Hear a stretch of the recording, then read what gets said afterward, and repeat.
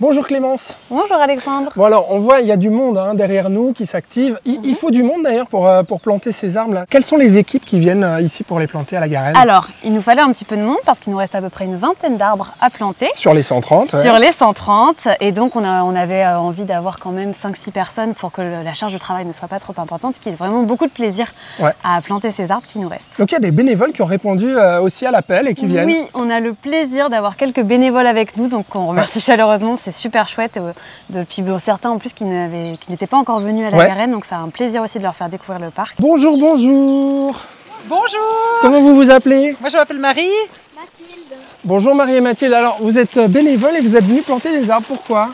Alors tout à fait, on est bénévole et puis on est des fidèles du zoo de la Garenne, on vient régulièrement. Et puis c'est l'occasion pour nous aujourd'hui de venir planter un arbre et puis de laisser une empreinte dans le temps. Chaque fois qu'on viendra, on se dira c'est notre arbre.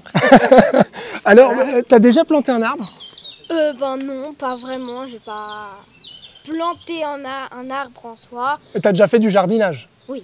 Bon. Oui, j'ai déjà fait du jardinage. Bon, tu as déjà la main verte alors? Non, pas vraiment. Ah bon, alors on va pratiquer encore un peu. Ouais, allez. Et puis moi je vais voir ce que ça donne alors pour moi. Et Clémence, donc, ces arbres justement, ils viennent d'où? Alors ces arbres spécifiquement, ils viennent de chez le pépiniériste Boda à Romanel-sur-Lausanne qui a été super pour nous conseiller, pour qu'on réalise ces achats. Et donc c'est grâce à eux en partie qu'on a pu reboiser cette partie de forêt de la Garenne. Qu'est-ce qu'on plante comme arbre et puis comment est-ce qu'on les choisit?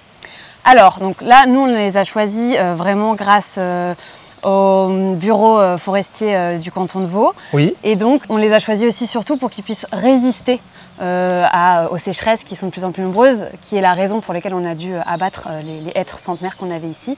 Et donc voilà, des essences comme le tilleul à grande ou à petite feuille, le sorbier à oiseleur, le chêne pédonculé, voilà, toutes des essences vraiment qui vont beaucoup plus résister à ces sécheresses qui ont besoin de moins d'eau.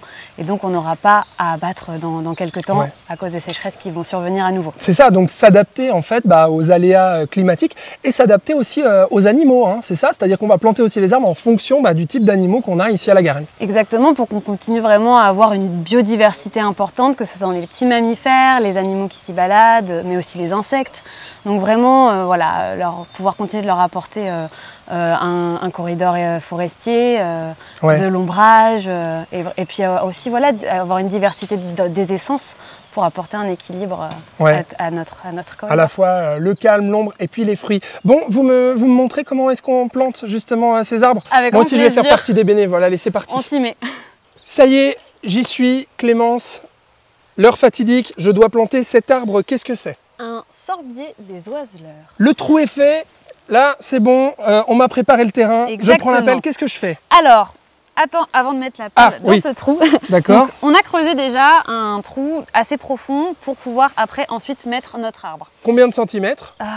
25-30 à peu près. Ah ouais, à peu près, d'accord. En tout cas pour cet arbre-là, le trou après on l'adaptera à l'essence qu'on souhaite planter et la taille qu'il a actuellement. On a mis un peu déjà de terreau au fond. Ok. Et donc il te reste à prendre cet arbre, le soustraire de son pot, venir le mettre dans le trou. Bon alors là, venez voir. Alors le soustraire de son pot, ça va pas être mince à faire. Alors tu peux le prendre par son petit tronc déjà, normalement là il sera... D'accord. Super, tu vois, et donc... Il est là le sorbier. On le place donc au milieu. Ouais. Et tu vas désormais pouvoir, je peux le tenir, rajouter en fait l'ensevelir, mettre la terre doucement au-dessus. On vient reboucher ce trou avec la terre alentour. Si là tu vois que ça commence à être un petit peu compliqué, tu peux aussi prendre celle qu'on a pris en creusant ce trou. Juste ici. Voilà, toujours en faisant attention, tu vois. Là on a un exemple de caillou. Et voilà. Super. Magnifique Clémence, merci beaucoup. Voilà, ça y est, mon arbre, mon sorbier des oiseleurs. Oiseleurs. Des oiseleurs. Ça y est, il est là à la Garenne, il porte mon nom maintenant. Voilà, Alexandre.